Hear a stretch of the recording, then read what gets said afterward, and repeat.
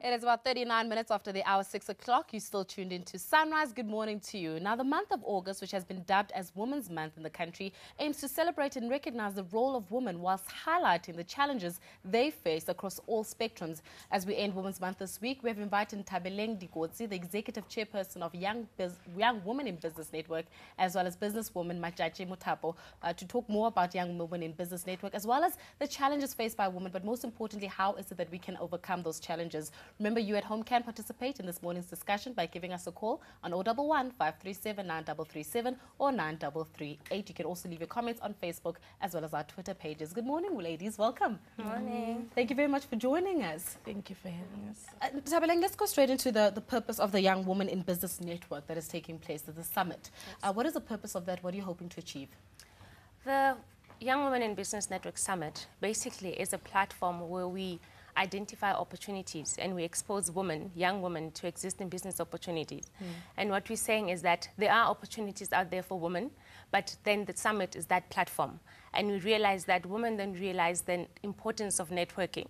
So that is the platform, especially for women to network. As you know, when you're talking about business to women, it's still a new thing. Yeah. So we need to give them such platforms so that they can then understand that they're not alone in this journey. So hence we have that. But the importance of the summit is really to say there are opportunities and we'll expose you to those opportunities. But the whole notion of networking, and I can imagine many women are thinking, oh shucks, even the idea of sitting in a room and having to go up to somebody and introduce myself is a little bit intimidating. What do we say to those women?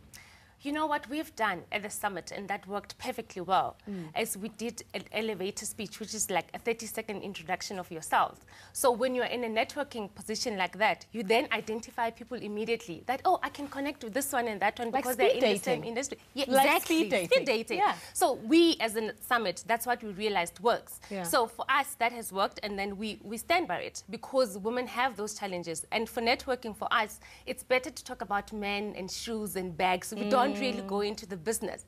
But for us, we're saying we're not going to talk about being pretty. We're not going to talk about the self-esteem issues. We're really going to talk about business and what challenges are there for women in business and how we can overcome them and access them, not as individuals, but as a collective. Now, Matjatji, you know, we've got Nthabeleng was just speaking about the highlighting some of the challenges that women face in business. But as a businesswoman yourself, what have been some of those challenges? I think the most common one is we viewed as sex kittens instead. Sex kittens. Kittens. Yeah. Instead of us, you know, when you're in a business environment, men usually look at us as the weaker vessels. They don't expect us to deliver, you know. And I think, but it's slowly changing because we have women like us that when we are there, we conduct ourselves as business women. I'm here because I'm competent. I'm here because I've got something to offer.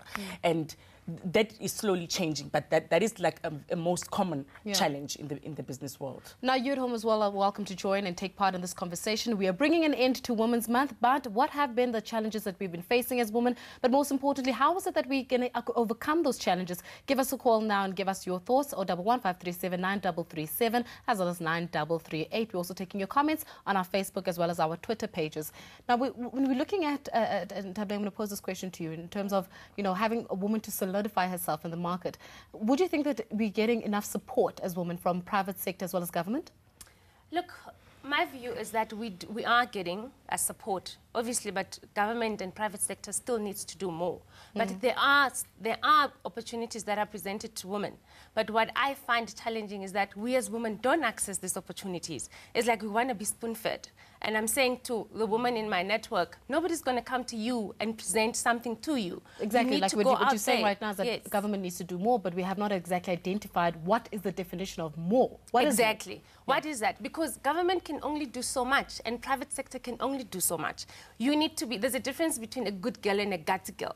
In business, you need to be gutsy. You need to be the one that knock on those doors and say, hey, I can do 1, 2, 3, 4, 5. So how can I access this? And we look at what the DTI is providing, for instance, for cooperatives for women. You'll be very surprised that not a lot of women have that information. And it's available. It's on the internet. I'm saying if we're at the generation of smartphones and Facebook and you can't utilize it, then something is wrong. So government can only do so much. Yes, they can still do more. Then again, we still need to identify what is that more. But how can government do more if we can't still access what they've already done? So we need to exhaust what we have now so that they can do more. So up until that happens and women start taking such opportunities and they run with it, then obviously government, private sector is waiting. Some of them participate and others are waiting and they're looking at what's going on. So we need to step up. We need to say, okay, we're not going to be waiting for things to come to us, but we need to make it happen. Now, Matjatji, I'm going to pose this question to you. A lot of times Nthabeleng is speaking about how we need to do away with the conversations around lipstick and hair and talking about men, but rather focus on the conversations around business and women empowerment, etc. So clearly it's an introspection that is needed and required here. How do we begin to even start that conversation with women? I think she said earlier on in the interview that surround yourself with like-minded people. Obviously, if you are around like-minded people, the conversation will be centered around business mostly. And you find that at times people go to these networking sessions, but they waste time because now I want to talk about this guy that broke my heart. Or talk about somebody else. Yes. I always say, don't just attend a networking session. Take something out of it. So make sure that if you're around people that are busy, getting off the main topic, rather surround your people, yourself, with people that are focused on business matters, on why they are there. Don't go to these networking sessions and then come back, with nothing. Clearly, birds of a feather flock together when it comes to this regard. But when we look at the statistics in Nthabeleng, you've got about, 14.7% of all executive managers who are women and about 7.1% of all directors in the JSE-listed company who are women. This is not reflective in terms of society. We keep talking about society, how there's one man for every 3 or 4 women. So, well, one man, with 3 or 4 women. Then how do we start penetrating these fields? Because this is private sectors, in fact. But Faith, we need to be realistic of our reality of South Africa, where we come from. Women marched to the Union building in 1956. When did they start voting? When did we start being taken seriously? That is the reality of South Africa. And yes, the landscape is changing, but obviously at a slower pace. And women, unfortunately for us, we are the bearers of our children. So at a certain age as a woman, you need to decide if you want to be a career woman or if you want to be a mother, whereas guys don't. So obviously if I'm competing with a guy, he's 9 months, I'm going to be carrying this child. Chances are 6 months later, I'm going to take leave. This guy's going to proceed, of course. So we need to realize the reality of South Africa. Hence, then, the slow steps. Hence, the slow steps. We need to understand, again, as women, what is it that makes me a woman? And, again, private sector then needs to understand that I'm going to take 6 months leave because I just had a baby. And 2 years later, I'm going to take another 6 months leave because I just had another baby. Exactly. You know what I mean? So those are the challenges that we face. And again, I think now that thing is changing for women to decide if I want to be a mother or if I want to be a career woman. But how do women move forward then? I'm going to propose this to you as well as Nthabeleng. How do we then move forward? How do we find solutions to the problem? We've identified the fact that there are challenges. But then what are those solutions that we're proposing to put in place to ensure that change does happen? I think the biggest responsibility lies upon us as women.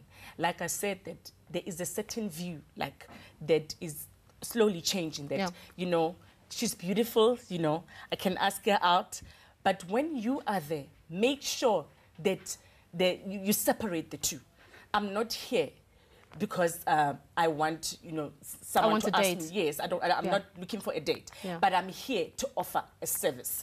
The most unfortunate thing is we are there, but because we do not have faith in ourselves, we don't actually come there and do what we are there to do. So make sure that when you are there, you make a point that you're there to do what you're there to do, and then you will get respect from your male counterparts. All right, we're still engaging in a conversation, talking about how is it that we as women can advance. I do believe that we do have comments as well on our Facebook pages, and we're going to be crossing to Cindy right now. Cindy, good morning to you. What are our viewers saying this morning about the issue? Faith, it's really a very delicate balance to strike as a woman, as the ladies were saying, that you need to really put your capabilities forward and adding value as opposed to just selling your sexuality or sensuality for that matter. But on our Facebook page, we wanted to know what more can be done to advance young women in business else. And Terry Nyika says government, those are people in power. They only empower their own unless they stand to benefit politically from the public. Obakeng Sipeng says the government and private sector are doing their bit, but young women need to empower themselves and meet the government and private sector halfway. Dumaliza Waval says, no, they have to empower themselves first, then the government can step in rather than being spoon-fed or dependent. Gobi Zita says the government is doing a great job, only for them, women, to stand up and go and do their thing. Masejo says, no excuse. Those in power help themselves or support or steal ideas, and they tell us that they can't find something to start our businesses. Okay, some of these comments don't make sense because of the type of language that is written, very coded. But let's take a last one from Kolofelo, and he says they're trying their best to help young people. So again, I think the balance here is the fact that we can't just depend on government or the private sector. It needs to be inwardly done as well, where you look at your abilities and what you can do in creating employment and opportunities for young women. It's back to you in studio. Thank you very much for that, Sandina. Nthabeleng, in terms of women participation with the summit that is coming, how is it that women can get involved? And for those who can't make it, for example, how do they get involved with the Business Women's Association for South Africa? Okay. So the summit is coming up this Friday and Saturday at Birchwood Hotel. So what we're saying to women is the summit is our flagship. So we are a broad-based investment company with focus on infrastructure development and renewable energies. So what we've done is, because we're still an SMME, but we've partnered with business women associations, organizations like that. That's because we just host this event annually, but they have continuous events. So when they can contact us on our website, they can visit our website www.ywbn.co.za or info@ywbn.co.za. So when they email us, then we can then forward those emails to the relevant other women organizations. Very quickly, Matjatji, before we close, if I'm an entrepreneur and I'm at home and I'm listening to you as a woman, what advice can you give me to forward my business? Research, research, research. Whatever business that you get into, make sure that you get as much information as you can. Don't just go in just because I saw someone doing that business. It's very, very important to do research when you get into business. All right, and then in terms of as well as we've been mentioning, the need for participation of women, how then do we mobilize women to get off their seats and start becoming more confident in themselves to take up more business practices? Oh, that's easy. They must join Young Women in Business Network. So we will do that gladly. You are selling hard. I mean, we're all about opportunities. And what we're saying is, because we're an organized organization, opportunities come to us as opposed to individuals. So women must join other organizations, not necessarily just Young Women in Business Network, but there's business women in construction, business women in dialogue, business women association. There are lots. So they must join those things. I mean, networking. And people think, oh, you just go to networking just to see other people. You must actually identify, know why you are going there. And you might meet somebody that might help you. There's something called social capital. In my business, when I want something, I don't think I know it all. I know somebody that knows somebody that knows somebody that will social help me. Capital. Yes. That is, investing in other people and finding resources with people, not necessarily the resources. Exactly. And people think, when you're looking at the GEM report now, in terms of the states, they think one of the barriers is financial. No, I think monetary is like number 6 on the list. And people don't realize the importance of knowing the relevant people. I'm not talking about government is corrupt and you need to know who and who and who. Where I am right now, honestly, Faith, is because I know people. And not because I know people in high places, no. I know an ordinary person that knows somebody that can help me. So if I need a graphic designer, I don't have money for it because I'm still an SMME. What do? I call somebody that knows. Call a friend. Yes, call a friend, and then say, you know what? I need a graphic designer. I don't have money to pay you now, but obviously, if you do a good job, then other people will ask me, who did your work? And then I'll refer you. As SMMEs, we need to work together. This thing of I can do it all by yourself, and you don't have money, you'll always say, I'm an entrepreneur, I'm a hustler, and you never get anywhere. 5 years later, you'll still be saying the same thing. And with you, Matjatji, in terms of a woman right now, I mean, you are very strong on the stance of don't ask for dates, ask for business. If I'm a woman and I'm listening to this and I'm thinking, but I keep getting asked out, how do I get out of that rut? But how do you conduct yourself? I always say, but how do you conduct yourself? Yeah. Look at Nthabeleng. You will not mess with that. She's feisty. You will not mess with that. They will get a message. You teach people how to treat you. That's my stance on that. You teach people how to treat you. Can I just join on that? Men will always be men, okay? Yes. They will always take chances. But obviously, at a certain point, you need to say no. Yes. Have I'm your serious. boundaries, No. ladies. That's where we're going to read this conversation for this morning. Thank you very, very much for joining us as well. you. We have been speaking to Nthabeleng Likotsi, the executive chairperson of the Young Women in Business Network, as well as Matjatji Mothapo, who is a businesswoman, talking about all things businesses related, but most importantly, how is it that we can overcome. Now, the network takes place this Friday. For more information, you can visit their website, which is www.ywbn.co.za.